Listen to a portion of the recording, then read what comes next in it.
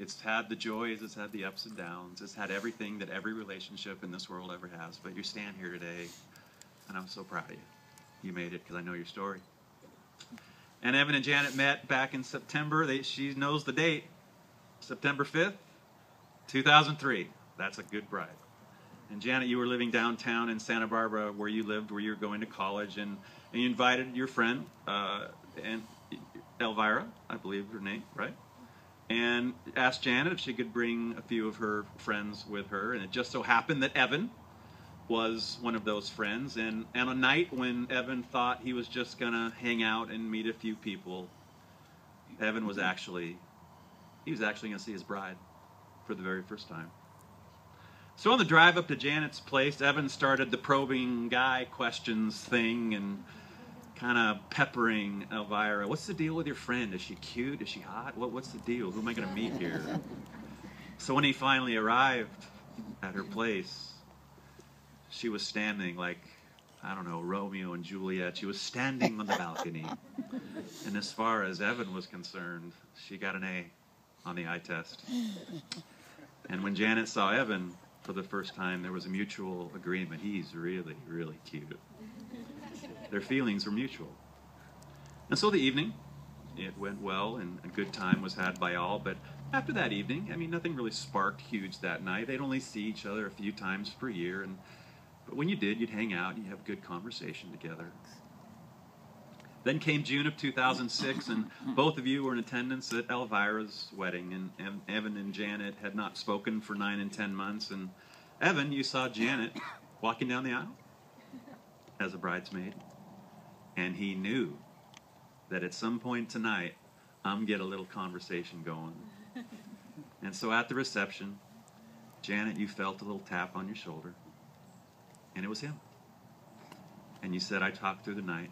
We talked, and it was just like no one else existed, you said. Well, interestingly enough, it clicked. It clicked that night.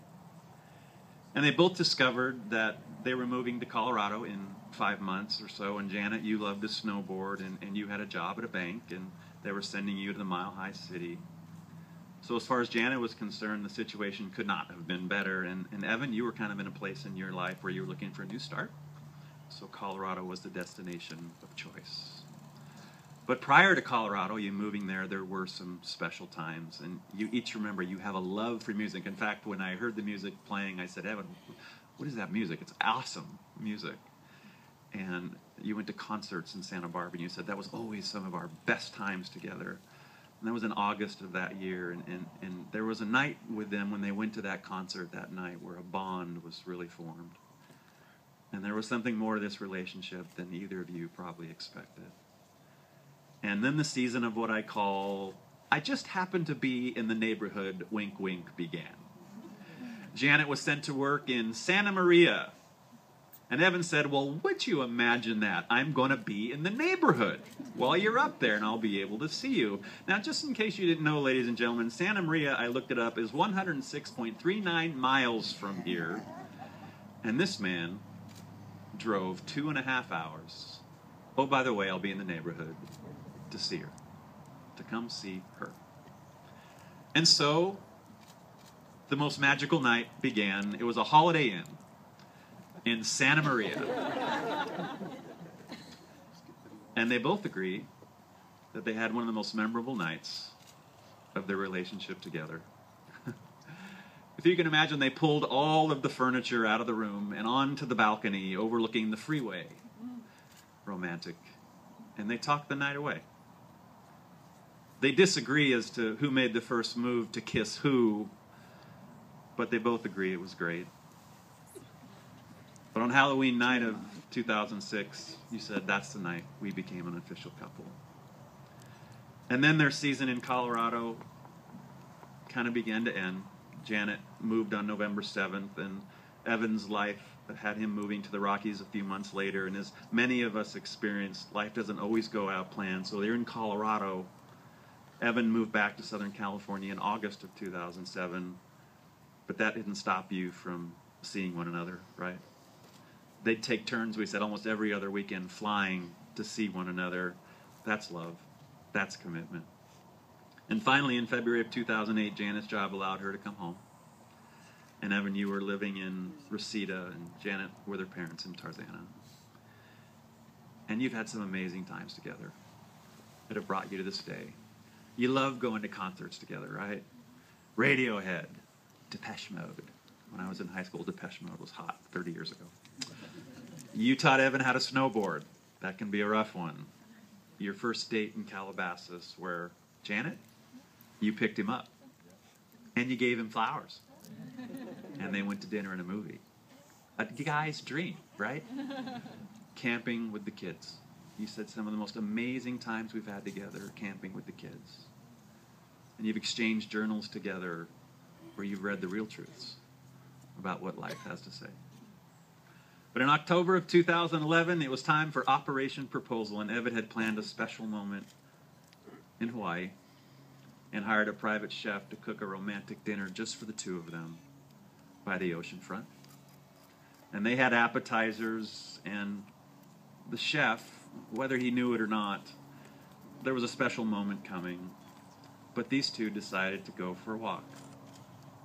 And it was a walk what I call into history. And at some point in that walk, Evan, you got down on your knee and you said, Janet, I love you with all my heart. I want you to be my wife. And when I ask each of you to write a few words to each other, what it will mean to be married to one another, you both had some amazing things to share. Evan, these are your words. It will mean that I have a constant partner to share all aspects of life with my bride Janet. Someone to love, cherish, and respect for as long as I live. It means that I'll have my best friend by my side to remind me of all things that made me fall in love with her from the very beginning. And Dean, it means discovering new things that continue to make me fall in love with her again and again and again. And it means that she is the first thing I wake up to in the morning and the last thing I see at night. And that's Janet's beautiful face. And that makes me a very happy man. Not bad. And Janet, these were your words, Dean. It means for the rest of my life, I will have my boo-boo bunny bear next to me. I'll have someone who understands me and appreciates me. And Evan, I'll have someone who is there to help me make better decisions and help me continue to grow as a woman. I'll have someone who loves me unconditionally and doesn't judge me for my poor choices of the programs I like to watch. Someone who knows that on Friday afternoons I like to be left alone for 1 hour to read my latest copy of U.S. Weekly Magazine, where all the truth is told about the world. In total, it means I will have the love of my life, my very best friend, and the most important person to me who will walk beside me for the rest of my life. Good job. Janet, Evan, I want to be